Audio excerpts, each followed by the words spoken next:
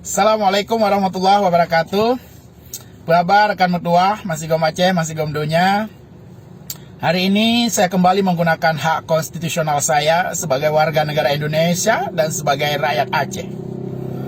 Kali ini kita akan mempertanyakan status dan keberadaan dana refocusing APBA 2020. Sebagaimana perintah Undang-Undang Nomor 2 Tahun 2020, Perpres 54 Tahun 2020, Permendagri Nomor 20 Tahun 2020, Instruksi Mendagri Nomor 1 Tahun 2020, dan Surat Keputusan Bersama Menteri Dalam Negeri dan Menteri Keuangan tentang refocusing dan realokasi APBD untuk penanggulangan COVID-19.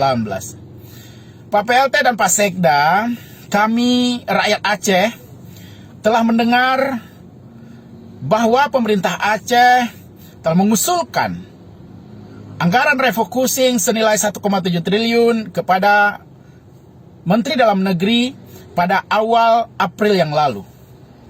Namun, hingga saat ini, 4 bulan setelah anggaran refocusing tersebut diusulkan, kami rakyat Aceh tidak mendengar ada satupun kegiatan, program, atau anggaran yang direalisasikan dari dana refocusing tersebut.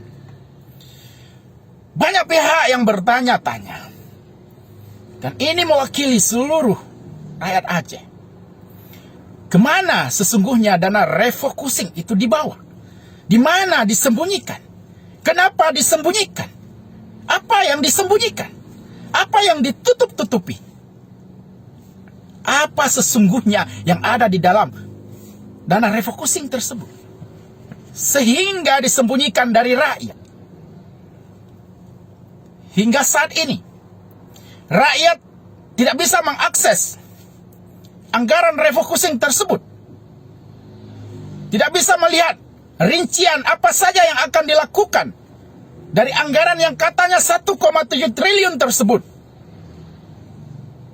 Padahal Perintah Undang-Undang Nomor 14 Tahun 2008 tentang keterbukaan informasi publik, pemerintah daerah wajib mempublikasi setiap belanja daerah kepada seluruh masyarakat.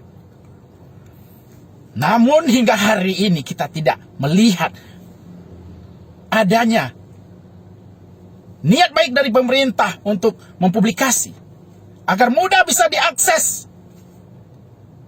oleh rakyat.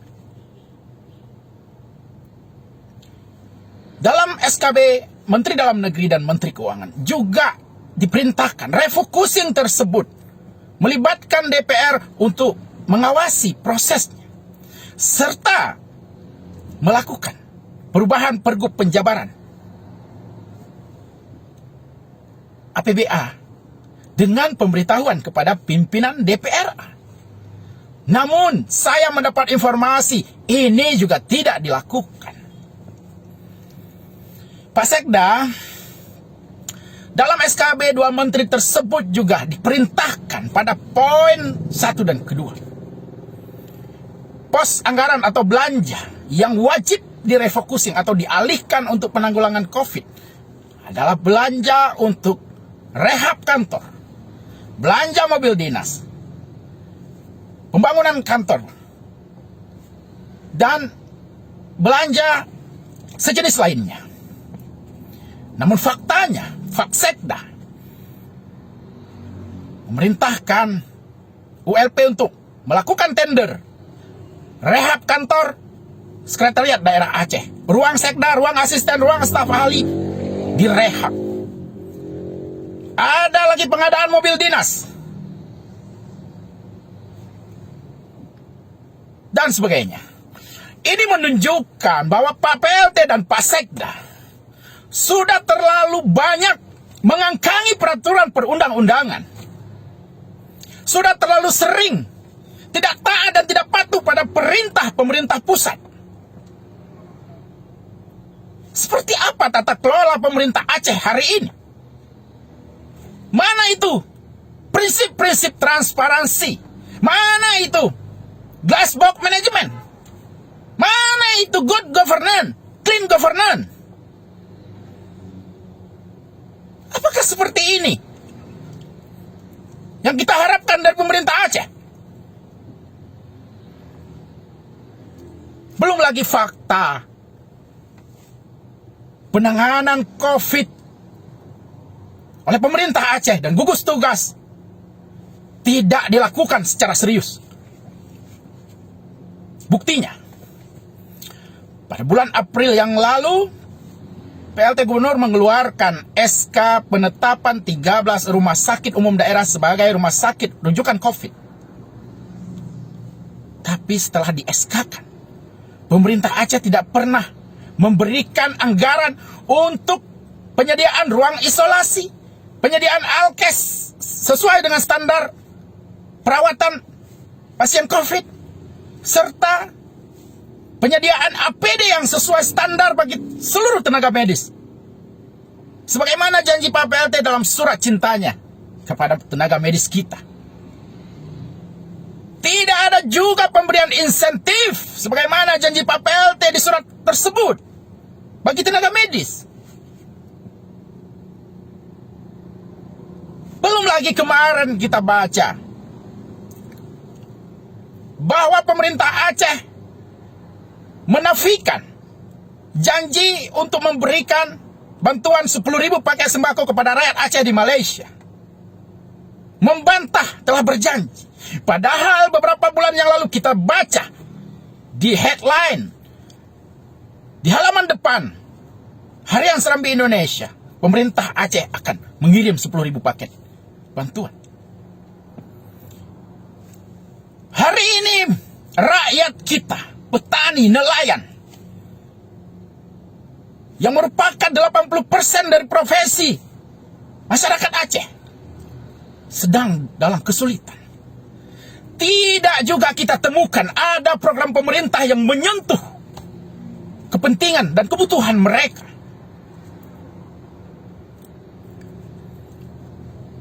Begitu juga dengan penanganan COVID.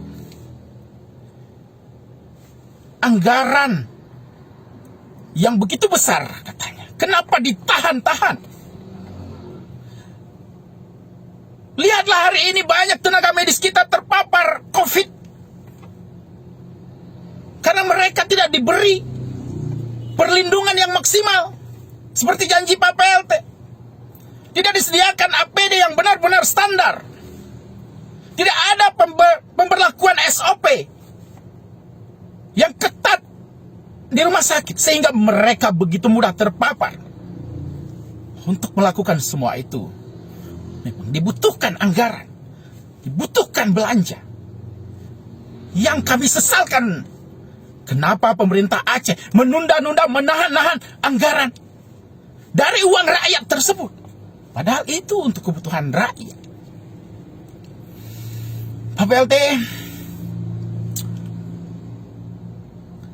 kalau Anda tahu, provinsi lain telah 2 bulan yang lalu menggunakan anggaran refocusing untuk membantu rakyatnya. Menyediakan fasilitas untuk rumah sakit. Menyediakan APD yang sesuai standar kepada tenaga medisnya. Memberikan bantuan sembako kepada rakyatnya, bantuan sosial kepada rakyatnya.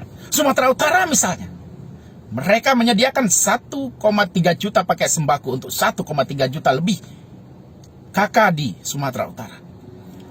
Mereka juga membantu memberi stimulus bagi UMKM dengan bantuan modal usaha dan sebagainya. Mereka membantu petani dan nelayan. Tapi kita di Aceh sampai hari ini tidak mendengar ada kegiatan-kegiatan seperti itu.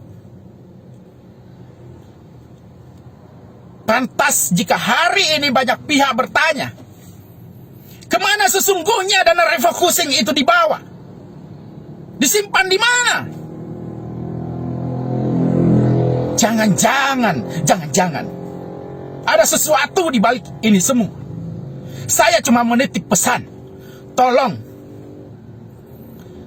jangan titik agenda busuk di dalam anggaran refocusing tersebut. Jangan ada agenda-agenda jahat di dalam anggaran refocusing tersebut.